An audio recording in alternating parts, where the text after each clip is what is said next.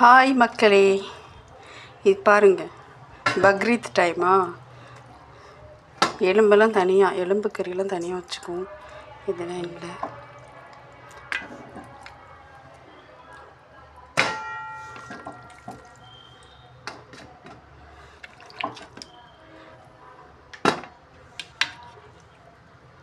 இதெல்லாம் பீஸ்.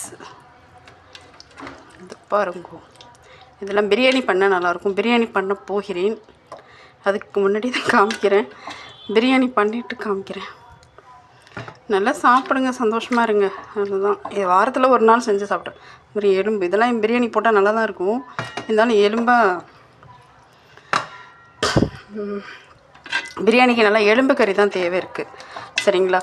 அதே தால்ச்சாவுக்கு என்னென்னு கேட்டிங்கன்னா, கொழுப்பு, நெஞ்செலும்பு, மற்ற சின்ன சில்லற எலும்பெல்லாம் போட்டு தால்ச்சா வச்சு